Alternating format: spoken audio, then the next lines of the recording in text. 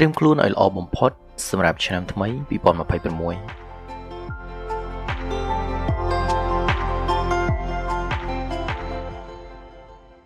តើអ្នកធ្លាប់សួរខ្លួនឯងដែលស្មោះត្រង់ទេថាហេតុអ្វីបានជាការតាំងចិត្តដ៏មោះមុតនៅដើមឆ្នាំរបស់យើងតែងតែរលាយបាត់ទៅវិញត្រឹមតែរយៈពេលខ្លីហើយជីវិតរបស់យើងតែងតែវិលវល់នៅក្នុងរង្វង់ជីវិតដដែល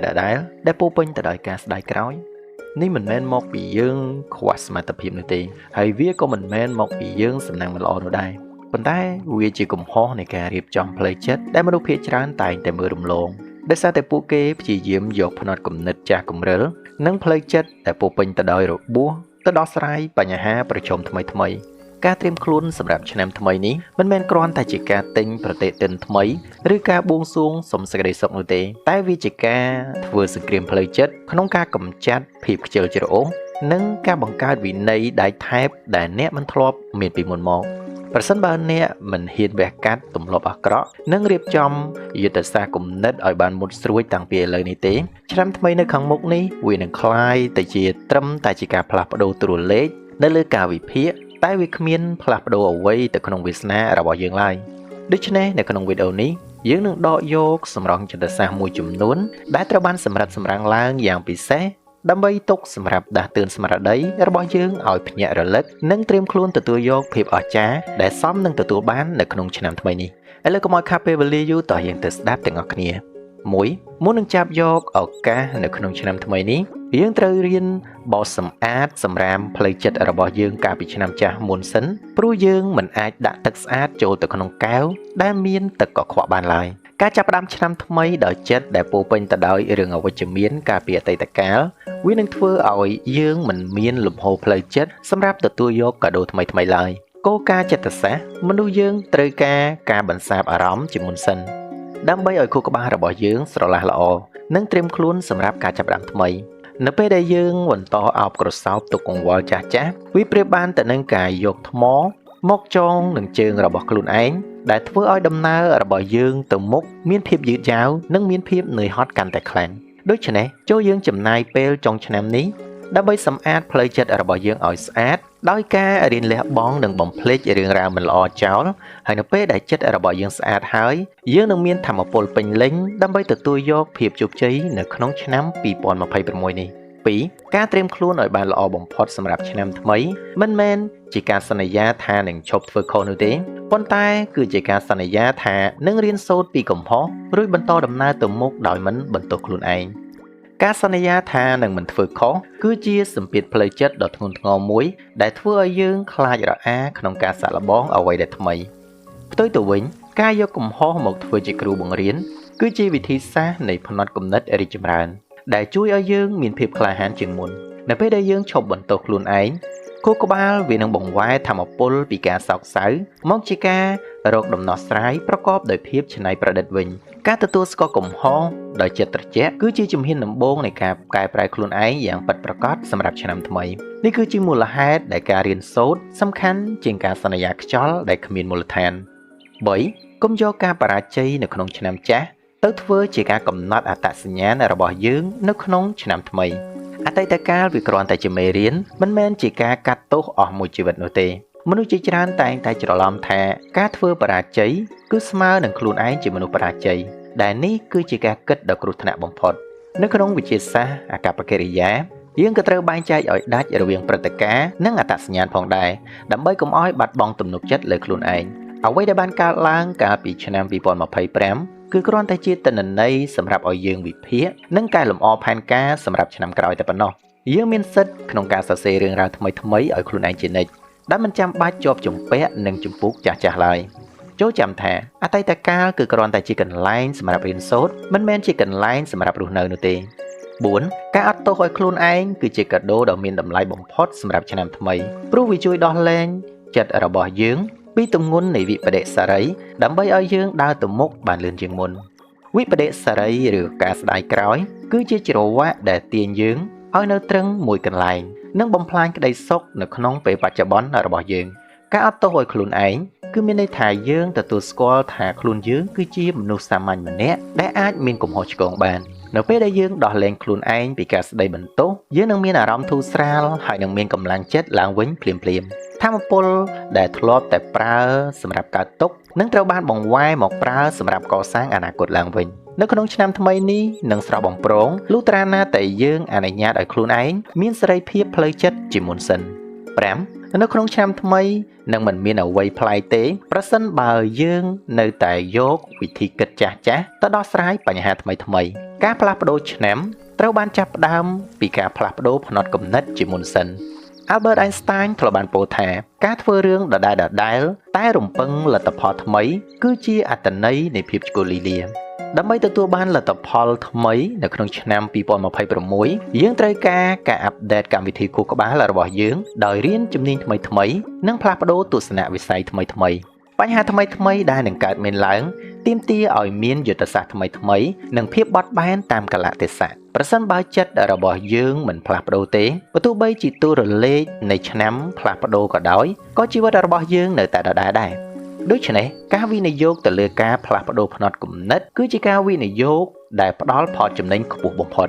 6. កុំរងចាំដល់ថ្ងៃទី1មករាទើបចាប់ផ្ដើមផ្លាស់ប្ដូរចិត្តសាស្ត្រនៃភាពជោគជ័យគឺស្ថិតនៅលើពាក្យថាឥឡូវនេះមិនមែនចាំមើលសិននោះទេ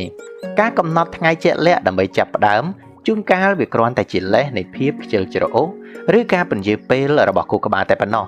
អ្នកដែលជោគជ័យពិតប្រាកដតែងតែធ្វើសកម្មភាពភ្លាមៗនៅពេលដែលពួកគេមានគោលដៅច្បាស់លាស់ការចាប់ផ្ដើមត្រៀមខ្លួន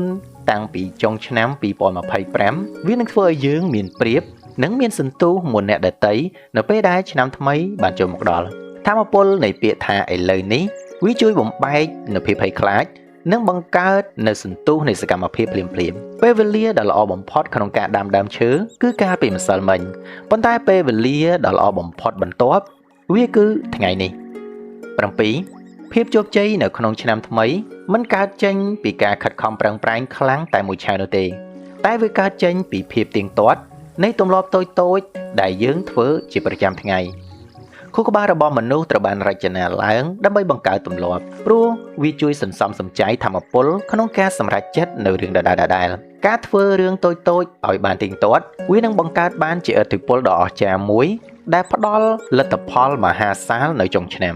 ភាពជោគជ័យមិនមែនជាការរត់ប្រណាំងចម្ងាយខ្លីៗនោះទេប៉ុន្តែវាជាការរត់ម៉ារ៉ាតុងដែលទាមទារភាពអត់ធ្មត់និងវិន័យខ្ពស់បំផុតបើអ្នកចង់ផ្លាស់ប្ដូរជីវិតចូលផ្ដោតទៅលើការកែប្រែទម្លាប់ប្រចាំថ្ងៃរបស់អ្នកជាមុនសិនភាពទៀងទាត់នេះហើយវាគឺជាគន្លឹះសម្ងាត់ដែលធ្វើឲ្យមនុស្សធម្មតាក្លាយជាមនុស្សអស្ចារ្យ 8. ការលើកទឹកចិត្តជួយឲ្យយើងចាប់ផ្ដើមប៉ុន្តែវិន័យទៅជាអ្វីដែលនាំយើងទៅដល់គោលដៅនៅក្នុងឆ្នាំថ្មីការលើកទឹកចិត្តគឺប្រៀបបីដូចជាការងូតទឹកអញ្ចឹងដែលវានឹងរសាត់បាត់ទៅវិញបន្ទាប់ពីរយៈពេលខ្លីដូច្នេះយើងត្រូវការងូតទឹកនេះជារៀងរាល់ថ្ងៃប៉ុន្តែវិន័យវិញវាគឺជាស្ពានដ៏រឹងមាំដែលចម្លងយើងពីការតាំងចិត្តទៅរកលទ្ធផលបើទោះបីជាថ្ងៃនោះយើងគ្មានអារម្មណ៍ចង់ធ្វើអ្វីក៏ដោយមនុស្សជោគជ័យមិនពឹងផ្អែកទៅលើអារម្មណ៍ទេតែពួកគេពឹងផ្អែកទៅលើប្រព័ន្ធនៃវិន័យដែលពួកគេបានបង្កើតឡើងនៅក្នុងឆ្នាំ2026យើងត្រូវតែរៀនធ្វើជាចៅហ្វាយនាយនៃអារម្មណ៍របស់ខ្លួនឯងដោយយកវិន័យជាធំមានតែវិន័យទេដែលអាចធានាថាយើងនឹងមិនបោះបង់គោលដៅនៅកណ្ដាលផ្លូវ 9. គោលដៅដែលគ្មានផែនការច្បាស់លាស់គឺគ្រាន់តែជាក្តីស្រមៃចូលធ្វើឲ្យឆ្នាំ2026ជាឆ្នាំនៃសកម្មភាពដោយបំបែកគោលដៅធំឲ្យទៅជាជំហានតូចៗដែលងាយក្នុងការអនុវត្តខួរក្បាលរបស់យើងតែងតែមានអារម្មណ៍ភ័យខ្លាចនិងគាំងនៅពេលដែលឃើញគោលដៅធំពេក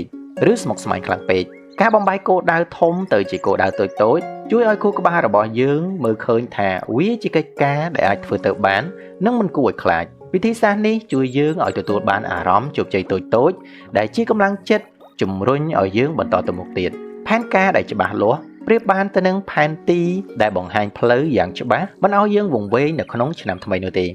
ដូច្នេះសកម្មភាពជាក់ស្ដែងគឺសំខាន់ជាងការគ្រាន់តែស្រមៃ 10. ប្រសិនបើយើងចង់បានលទ្ធផលល្អនៅក្នុងឆ្នាំ2026យើងត្រូវតែហ៊ានធ្វើអ្វីដែលយើងមិនធ្លាប់ធ្វើនៅក្នុងឆ្នាំ2025តំបន់សុខសុវត្ថិភាពដែលយើងហៅថា comfort zone គឺជាកន្លែងដែលសម្លាប់ក្តីស្រមៃរបស់យើងចិត្តសាស្ត្របានបង្ហាញថាមនុស្សយើងតែងតែស្វែងរកភាពសុខស្រួល នឹងខ្លាចនៅភាពដែលមិនច្បាស់លាស់ប៉ុន្តែការរីកចម្រើនមិនដែលកើតនៅក្នុងតំបន់ comfort zone នោះទេដើម្បីខ្លាចជាមនុស្សដែលពូកែជាងមុនយើងត្រូវតែហ៊ានប្រឈមមុខនឹងភាពភ័យខ្លាចនិងហ៊ានសាកល្បងនៅរឿងថ្មីៗនៅឆ្នាំ2026នេះគឺជាឱកាសដើម្បីពង្រីកសក្តានុពលរបស់យើងដោយការបោះជំហានចេញពីអ្វីដែលយើងធ្លាប់ស្គាល់នៅពេលដែលយើងអាចយកឈ្នះភាពភ័យខ្លាចរបស់យើងបានមួយកម្រិតយើងនឹងរកឃើញភាពខ្លាំងថ្មីមួយទៀតរបស់ខ្លួនឯងចូលចាំថាអ្វីដែលយើងចង់បានបំផុតគឺតែងតែនៅម្ខាងទៀតនៃភាពភ័យខ្លាច11ការស្រឡាញ់ខ្លួនឯងនៅក្នុងឆ្នាំថ្មីមិនមែនមានន័យថាត្រូវទិញរបស់ថ្លៃៗឲ្យខ្លួនឯងនោះទេតែជាការហ៊ាននិយាយថាទេចំពោះអ្វីដែលធ្វើឲ្យប៉ះពាល់ទៅដល់សុខភាពផ្លូវចិត្តរបស់យើងមនុស្សជាច្រើនយល់ច្រឡំថាការស្រឡាញ់ខ្លួនឯងគឺយើងត្រូវតែទិញសម្ភារៈនិយមឲ្យខ្លួនឯងប៉ុន្តែតាមពិតទៅ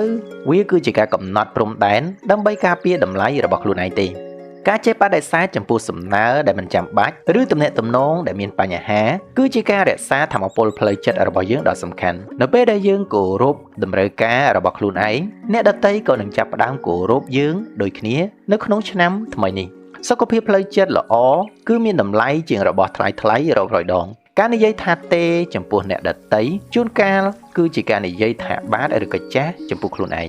12សុខភាពផ្លូវចិត្តរឹងមាំគឺជាមូលដ្ឋានគ្រឹះនៃភាពជោគជ័យគ្រប់យ៉ាងនៅក្នុងឆ្នាំថ្មីនេះចូលចាត់ទុកការសម្រាកគឺជារឿងសំខាន់ដូចគ្នានឹងការធ្វើការដែរការធ្វើការហួសកម្លាំងដែលគ្មានការសម្រាកវានឹងនាំឲ្យមានការហត់នឿយផ្លូវចិត្តដែលធ្វើឲ្យផលិតភាពនៃការងាររបស់យើងធ្លាក់ចុះខ្លាំងតាមការសិក្សាផ្នែកចិត្តសាស្ត្របានបង្ហាញថាខួរក្បាលត្រូវការពេលសម្រាកដើម្បីរៀបចំព័ត៌មាននិងស្ដារធម៌ពលសម្រាប់ការគិតវិភាគការសម្រាកមិនមែនជាភាពខ្ជិលច្រអូសទេប៉ុន្តែវាគឺជាផ្នែកមួយនៃយុទ្ធសាស្ត្រដើម្បីធ្វើការឲ្យកាន់តែមានប្រសិទ្ធភាពតុល្យភាពរវាងការងារនិងការសម្រាកនឹងជួយឲ្យយើងរក្សាបាននូវគំនិតច្នៃប្រឌិតនិងសេចក្តីសុខផ្លូវចិត្តរបស់យើងដូច្នេះចូលបញ្ចូលពេលវេលាសម្រាកទៅក្នុងការវិភាគឆ្នាំថ្មីរបស់យើងជាចាំបាច់13កុំប្រៀបធៀបដំណើរជីវិតរបស់ខ្លួនឯងជាមួយនឹងអ្នកដទៃនៅក្នុងបណ្ដាញសង្គមឆ្នាំ2026គឺជាឆ្នាំដែលយើងត្រូវផ្ដោតទៅលើការរីកចម្រើនរបស់ខ្លួនឯងមិនមែនជាការប្រកួតប្រជែង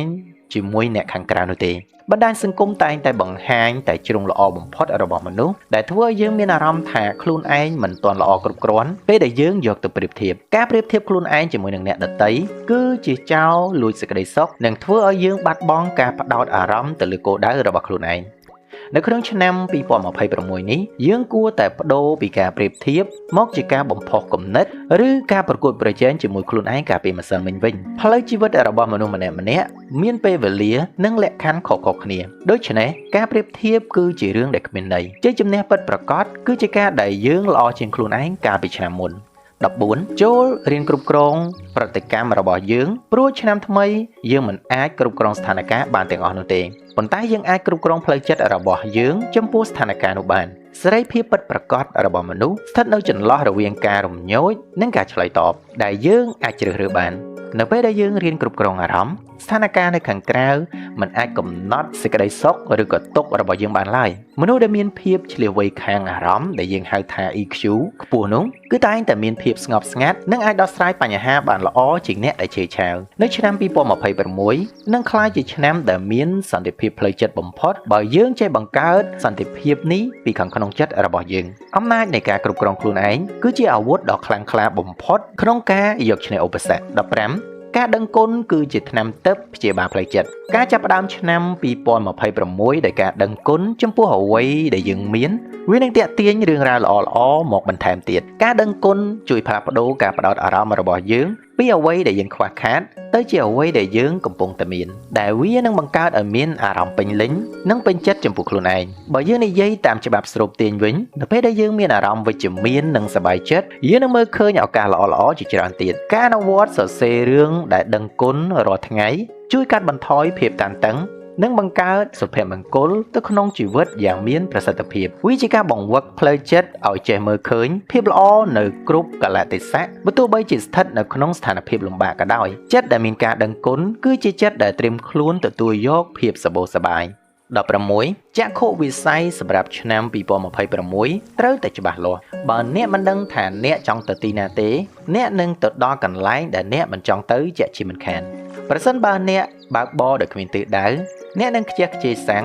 និងពេលវេលាដែលឥតប្រយោជន៍រួចបញ្ចប់នៅកន្លែងដែលមិនស្គាល់ជីវិតក៏ដូចគ្នាដែរការមានចក្ខុវិស័យច្បាស់លាស់ជួយឲ្យខួរក្បាលរបស់យើងចេះសម្រាំងយកព័ត៌មានណាដែលសំខាន់សម្រាប់គោលដៅភាពច្បាស់លាស់គឺជាធម៌ពលដែលជួយឲ្យយើងសម្រេចចិត្តបានលឿននិងត្រឹមត្រូវក្នុងឆ្នាំថ្មីនៅពេលដែលយើងដឹងច្បាស់ពីអ្វីដែលយើងចង់បានឧបសគ្គវានឹងគ្រាន់តែជាបញ្ហាប្រឈមមិនមែនជាផ្លូវទាល់នោះទេចូលចំណាយពេលគូររូបភាពអនាគតរបស់យើងឲ្យច្បាស់មុននឹងចេញដំណើរ17កុំកំណត់គោលដៅដែលគ្រាន់តែដើម្បីឲ្យអ្នកដទៃចាប់អារម្មណ៍ប៉ុន្តែត្រូវកំណត់គោលដៅដែលធ្វើឲ្យដួងវិញ្ញាណរបស់យើងសប្បាយចិត្តនិងមានន័យសម្រាប់ជីវិតរបស់យើងពិតប្រាកដគោលដៅដែលកើតចេញពីការចង់ផ្គាល់ចិត្តអ្នកដទៃគឺតែងតែធ្វើឲ្យមានអារម្មណ៍ទទេស្អាតនិងគ្មានកម្លាំងចិត្តយូរអង្វែងទេភាពជោគជ័យដែលមានន័យគឺនៅពេលដែលវាស្របទៅនឹងគុណតម្លៃនិងក្តីស្រមៃពិតប្រាកដរបស់យើងផ្ទាល់នៅក្នុងឆ្នាំថ្មីនេះយើងត្រូវតែសួរខ្លួនឯងថាតើខ្ញុំធ្វើរឿងនេះដើម្បីនរណាដើម្បីឲ្យធានាថាអ្វីដែលយើងកំពុងតែធ្វើផ្លូវដែលយើងកំពុងតែដើរគឺត្រឹមត្រូវនៅពេលដែលយើងធ្វើអ្វីដែលយើងស្រឡាញ់ភាពនឿយហត់វានឹងคล้ายទៅជាភាពរីករាយហើយលទ្ធផលនឹងចេញមកល្អលើសពីការរំពឹងទុកជីវិតរបស់យើងគឺខ្លីណាស់កុំចំណាយពេលរស់នៅក្នុងក្តីស្រមៃរបស់អ្នកដទៃ18ឧបសគ្គនៅក្នុងឆ្នាំ2026វាមិនមែនជាផ្លូវទាល់ទេតែវាជាលំហាត់សាកល្បងសមត្ថភាពរបស់យើងអ្នកដែលខ្លាំងគឺមិនមែនជាអ្នកដែលមិនជួបបញ្ហាទេតែជាអ្នកដែលចេះប្រែក្លាយបញ្ហាទៅជាឱកាសការបដូរការយល់ឃើញចំពោះបញ្ហាគឺជាបច្ចេកទេសចិត្តសាស្ត្រដ៏សំខាន់បំផុតដើម្បីរក្សាកម្លាំងចិត្តឲ្យរឹងមាំរាល់បញ្ហាតែងតែលាក់ទុកនៅក្របពូជនៃឱកាសប្រសិនបើយើងចេះសម្លឹងមើលវាដោយភាពវិជ្ជមាននិងដោះស្រាយវាដោយបញ្ញាមនុស្សដែលជោគជ័យបំផុតនៅក្នុងโลกគឺសុទ្ធតែជាអ្នកដោះស្រាយបញ្ហាដោយឆ្នើមមិនមែនជាអ្នកដែលគេចពីបញ្ហានោះទេការជួបឧបសគ្គនៅក្នុងឆ្នាំថ្មីមានន័យថាយើងកំពុងតែរីកចម្រើននិងធ្វើអ្វីដែលសំខាន់ដូច្នេះចូលស្វាគមន៍ចំពោះបញ្ហាព្រោះវាជាថ្មសំលៀងដែលធ្វើឲ្យយើងកាន់តែមុតស្រួច19ការវិនិយោគដែលចំណេញបំផុតសម្រាប់ឆ្នាំថ្មីគឺជាការវិនិយោគទៅលើចំណេះដឹងនិងសុខភាពរបស់ខ្លួនឯងព្រោះវាជាទ្រព្យសម្បត្តិដែលគ្មាននរណាអាចលួចយកបាននោះឡើយនៅក្នុងពិភពលោកដែលតែងតែប្រែប្រួលយ៉ាងឆាប់រហ័សចំណេះដឹងគឺជាអាវុធការពារខ្លួននិងជាឧបករណ៍បង្កើតចំណូលដ៏មានប្រសិទ្ធភាពបំផុតទន្ទឹមនឹងនោះសុខភាពគឺជាដើមទុនដ៏សំខាន់បំផុតដែលអនុញ្ញាតឲ្យយើងប្រើប្រាស់ចំណេះដឹងទាំងនោះបានយូរអង្វែង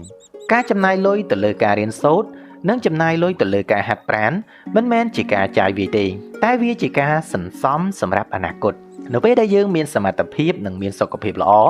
យើងអាចនឹងបង្កើតទ្រព្យសម្បត្តិផ្សេងៗបានគ្រប់ពេលនេះគឺជាមូលដ្ឋានគ្រឹះនៃសេរីភាពនិងសន្តិសុខនៅក្នុងចិត្តយ៉ាងពិតប្រាកដ20ចូលសរសេរគោលដៅរបស់យើងទុកនៅលើក្រដាសតាមចិត្តសាស្ត្របានបង្ហាញថាការសរសេរគឺជាការបោះត្រាបញ្ជាក់ពីការបដិញ្ញាចិត្តរវាងខួរក្បាលនិងសកម្មភាពការសរសេរគោលដៅដោយដៃ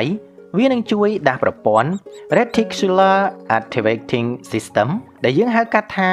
RAS នៅក្នុងខួរក្បាលឲ្យចាប់ផ្ដើមស្វែងរកឱកាសដែលពាក់ព័ន្ធទៅនឹងគោលដៅរបស់យើងនោះវាធ្វើឲ្យក្តីស្រមៃដែលជារូបភាពអរូបីប្រែក្លាយទៅជារឿងរ៉ាវជាក់ស្ដែងដែលយើងអាចមើលឃើញនិងប៉ះពាល់បានការសរសេរវាក៏ជួយឲ្យយើងមានការទទួលខុសត្រូវខ្ពស់ជាងមុននិងងាយស្រួលក្នុងការតាមដានវឌ្ឍនភាពរបស់ខ្លួនផងដែរនេះគឺជាកិច្ចសន្យាដ៏ស័ក្តិសិទ្ធិដែលអ្នកធ្វើជាមួយនឹងខ្លួនឯងសម្រាប់ឆ្នាំថ្មីកុំទុកគោលដៅត្រឹមតែនៅក្នុងគំនិតចូលសរសេរវាចេញមកក្រៅដើម្បីឲ្យវាក្លាយជាការពិត21កុំខ្លាចក្នុងការចាប់ផ្ដើមជាថ្មីនៅក្នុងឆ្នាំថ្មីនេះជួនកាលការរុះរើអ្វីៗទាំងអស់គឺជាឱកាសដើម្បីសាងសង់អ្វីដែលរឹងមាំជាងមុនការចាប់ផ្ដើមឆ្នាំថ្មីមិនមែនមានន័យថាបរាជ័យនោះទេប៉ុន្តែវាមានន័យថាយើងមានបទពិសោធន៍ច្រើនជាងមុនក្នុងការធ្វើវាពេលខ្លះរចនាសម្ព័ន្ធចាស់នៃជីវិតរបស់យើងលែងរឹងមាំគ្រប់គ្រាន់ដើម្បីទ្រទ្រង់ក្តីស្រមៃថ្មីរបស់យើងទៀតហើយការហ៊ានបំផ្លាញអ្វីដែលមិនដំណើរការដើម្បីសាងសង់អ្វីដែលប្រសើរជាងមុនគឺជាភាពក្លាហានដ៏អស្ចារ្យបំផុតនៅក្នុងឆ្នាំ2026នេះវាអាចជាឆ្នាំនៃការកើតថ្មីប្រសិនបើយើងអនុញ្ញាតឲ្យខ្លួនឯងលះបង់នូវអត្តសញ្ញាណចាស់ចូលសាងសង់ជីវិតថ្មីនៅលើគ្រឹះនៃប្រាជ្ញាដែលអ្នកទទួលបានពីអតីតកាល22 ភាពអត់ធ្មត់មិនមែនជាការរងចាំដោយតេនោះទេតែជាសមត្ថភាពរក្សាអាកប្បកិរិយាល្អនៅពេលដែលលទ្ធផលមិនទាន់មកដល់ដោយការរំពឹងទុករបស់យើងមនុស្សជាច្រើនបោះបង់ចោលនៅពេលដែលពួកគេមិនឃើញលទ្ធផលភ្លាមប៉ុន្តែដំណើរការនៃធម្មជាតិត្រូវការពេលវេលាដើម្បីលូតលាស់ភាពអត់ធ្មត់គឺជាការទុកចិត្តទៅលើដំណើរការនិងការបន្តធ្វើសកម្មភាពបើទោះបីជាមិនទាន់ឃើញផ្លែផ្កាក៏ដោយនៅក្នុងឆ្នាំ2026អ្នកត្រូវតែរៀនរីករាយនឹងការធ្វើដំណើរមិនមែនរីករាយនៅពេលដែលទៅដល់គោលដៅនោះទេអាកប្បកិរិយាវិជ្ជមាននៅក្នុងការរងចាំវានឹងជួយកាត់បន្ថយភាពតានតឹងនិងរក្សាថាមពលរបស់យើងភាពជោគជ័យដ៏អស្ចារ្យបំផុតគឺតែងតែកើតឡើងចំពោះអ្នកដែលចេះរងចាំដោយភាពឆ្លៀសវៃ23មជ្ឈដ្ឋានជុំវិញខ្លួនកំណត់អនាគតរបស់យើងនៅក្នុងឆ្នាំថ្មីចូលជ្រើសរើសនៅក្បែរមនុស្សដែលជំរុញឲ្យយើងរីកចម្រើននិងមានថាមពលវិជ្ជមានយើងគឺជាមជ្ឈមភាគនៃមនុស្ស5នាក់ដែលយើងបានចំណាយពេលជាមួយច្រើនបំផុតព្រោះឥទ្ធិពលរបស់ពួកគេនឹងជ្រាបចូលទៅដល់គំនិតរបស់យើងដោយមិនដឹងខ្លួនប្រសិនបើយើងនៅក្បែរមនុស្សដែលពូកែនិងមានទស្សនៈវិជ្ជមានយើងនឹងត្រូវបានអូសទាញឲ្យឡើងខ្ពស់តាមពួកគេដែរការហ៊ានដើរចេញពីក្រុមមនុស្សដែលពុលមនុស្សដែលស្មុគស្មាញគឺជាការថែរក្សាផ្លូវចិត្តនិងអនាគតរបស់អ្នកសម្រាប់ឆ្នាំថ្មីចូលមានភាពហ្មត់ចត់ក្នុងការជ្រើសរើសមិត្តភ័ក្តិនិងដៃគូសហការបរិស្ថានល្អនឹងបង្កើតមនុស្សពូកែដែលស្វ័យប្រវត្តិ24ភាពល្អឥតខ្ចោះគឺជាសត្រូវនៃភាពរីកចម្រើននៅក្នុងឆ្នាំ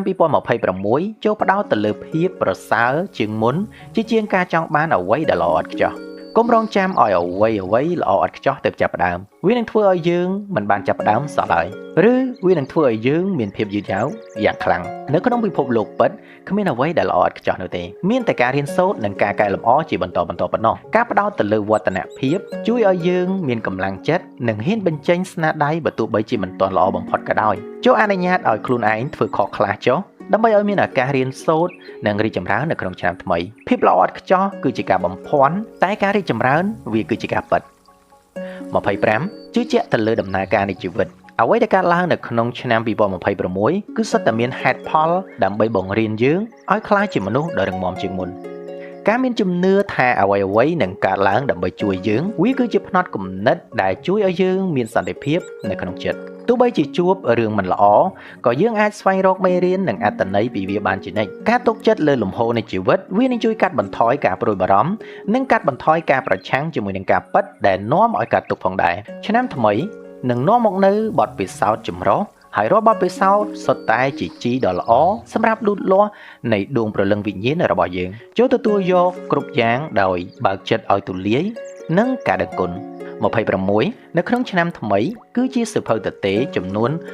365ទំព័របិចនៅក្នុងដៃរបស់យើងដូច្នេះចូលជ្រើសរើសសរសេររឿងរ៉ាវដែលយើងនឹងមានមោទកភាពនៅពេលដែលអានវាឡើងវិញ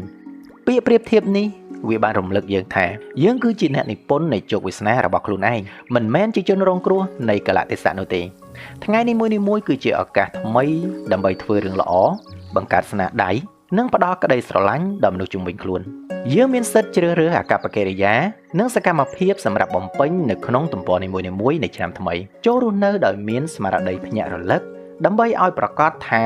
យើងកំពុងតែសរសេររឿងដែលយើងចង់បាននៅចុងឆ្នាំយើងនឹងញញឹមដោយមោទកភាពចំពោះសៀវភៅជីវិតដែលយើងបានសរសេរដោយខ្លួនឯង27កុំយកពេលវេលានៅថ្ងៃនេះទៅព្រួយបារម្ភនៅបញ្ហាឆ្នាំក្រោយរស់នៅក្នុងពេលបច្ចុប្បន្នឲ្យបានល្អបំផុតនោះអនាគតនឹងរៀបចំខ្លួនដោយខ្លួនឯងការថប់បារម្ភពីអនាគតគឺជាការប្រើប្រាស់ការគិតខុសកន្លែងព្រោះអនាគតត្រូវបានសាងសង់ឡើងពីសកម្មភាពនៅក្នុងបច្ចុប្បន្ននេះប្រសិនបើយើងធ្វើថ្ងៃនេះឲ្យបានល្អបំផុតលទ្ធផលនៅថ្ងៃស្អែកវាក៏នឹងល្អទៅតាមនោះដែរដោយមិនចាំបាច់បារម្ភនោះទេការផ្ដោតទៅលើបច្ចុប្បន្នជួយឲ្យយើងមានប្រសិទ្ធភាពការងារខ្ពស់និងមានសេចក្តីសុខពេញលេញនៅក្នុងឆ្នាំ2026គឺគ្រាន់តែជាការប្រមូលផ្ដុំនៃថ្ងៃនេះចំនួន365ថ្ងៃប៉ុណ្ណោះដូច្នេះចូលថែរក្សាបច្ចុប្បន្នឲ្យបានល្អនោះអនាគតវានឹងមើលថែខ្លួនវាដោយខ្លួនឯង28ភាពក្លាហានមិនមែនជាការដែលមិនចេះខ្លាចនោះទេតែជាការហ៊ានបោះជំហានចូលឆ្នាំ2026បើទោះបីជានៅក្នុងចិត្តមានការភ័យខ្លាចក៏ដោយមនុស្សជាច្រើនរងចាំទាល់តែបាត់ភាពភ័យខ្លាចទើបហ៊ានធ្វើប៉ុន្តែតាមការពិត ភាពក្លាហានកើតឡើងនៅពេលដែលយើងធ្វើសកម្មភាពទាំងនៅពេលដែលយើងភ័យខ្លាចការភ័យខ្លាចគឺជាយន្តការការពារខ្លួនពីធម្មជាតិប៉ុន្តែវាមិនគួរជាឧបសគ្គរារាំងដំណើររបស់យើងឡើយទទួលស្គាល់ការភ័យខ្លាចនោះរួចចាប់ដៃវាដើរទៅមុខជាមួយគ្នានោះទៅជាវីរភាពពិតប្រាកដនៅក្នុងឆ្នាំថ្មីចូលធ្វើសកម្មភាពដែលអ្នកខ្លាចនោះភាពភ័យខ្លាចវានឹងរលាយបាត់ដោយឯងពិភពលោកគឺជារបស់អ្នកដែលក្លាហានមិនមែនជារបស់ដែលអ្នករងចាំសុវត្ថិភាពនោះទេ29តម្លៃរបស់អ្នកមិនត្រូវបានកំណត់ដោយប្រាក់ខែឬតួនាទីនៅក្នុងឆ្នាំថ្មីនោះទេប៉ុន្តែតម្លៃរបស់យើងគឺស្ថិតនៅលើគុណធម៌និងអំពើល្អដែលយើងបានធ្វើចំពោះអ្នកដទៃនៅក្នុងសង្គមដែលឲ្យតម្លៃទៅលើសម្ភារៈយើងងាយនឹងវង្វេងហើយយកតម្លៃខ្លួនឯងទៅផ្ញើនឹងរបស់ខាងក្រៅខ្លួនប៉ុន្តែតំណែងនិងទ្រព្យសម្បត្តិអាចបាត់បង់បានគ្រប់ពេលមានតែសេចក្តីល្អទេដែលវានៅថិតថេរការកសាងបុគ្គលិកលក្ខណៈល្អនិងការជួយសង្គមវានឹងធ្វើឲ្យយើងមានអារម្មណ៍គោរពចំពោះខ្លួនឯងយ៉ាងជ្រាលជ្រៅនៅក្នុងឆ្នាំថ្មីវានឹងកាន់តែមានន័យប្រសិនបើយើងប្រើប្រាស់ជីវិតដើម្បីបង្កើតផលប្រយោជន៍ដល់អ្នកដទៃហើយភាពជោគជ័យខាងក្រៅវាគ្រាន់តែជាគ្រឿងលម្អតែភាពស្រស់ស្អាតពីខាងក្នុងទើបជាតម្លៃពិតប្រាកដ30ចូលចាំថាយើងគឺជាអ្នកដឹកនាំជីវិតរបស់ខ្លួនឯងនៅក្នុងឆ្នាំថ្មីវានឹងក្លាយទៅជាឆ្នាំដ៏អស្ចារ្យមិនមែនដោយសារតែសំណាងទេតែដោយសារតែការត្រៀមខ្លួននិងការសម្រេចចិត្តដ៏ត្រឹមត្រូវរបស់យើងការបោះបង់នៅផ្នត់គំនិតដែលរងចាំតែសំណាងហើយងាកមកកាច់ចង្កូតដឹកនាំជីវិតដោយខ្លួនឯងគឺជាចំណុចកំពូលនៃការត្រៀមខ្លួនយើងមានអំណាចពេញលេញក្នុងការជ្រើសរើសប្រតិកម្មការគិតនិងសកម្មភាពរបស់យើងជារៀងរាល់ថ្ងៃលទ្ធផលល្អវានឹងកើតចេញពីការរៀបចំផែនការនិងការខិតខំប្រឹងប្រែងមិនមែនកើតចេញពីរឿងចៃដន្យនោះទេជឿជាក់ទៅលើសមត្ថភាពរបស់ខ្លួនឯងហើយប្រកាសប្រាប់ខ្លួនឯងថាយើងបានត្រៀមខ្លួនរួចរាល់សម្រាប់ឆ្នាំថ្មីរួចហើយដូច្នេះឆ្នាំ2026នេះគឺកំពុងតែរងចាំយើងទៅបង្កើតភាពអស្ចារ្យអរគុណសម្រាប់ការទស្សនាជួបគ្នានៅវីដេអូក្រោយសូមជម្រាបលា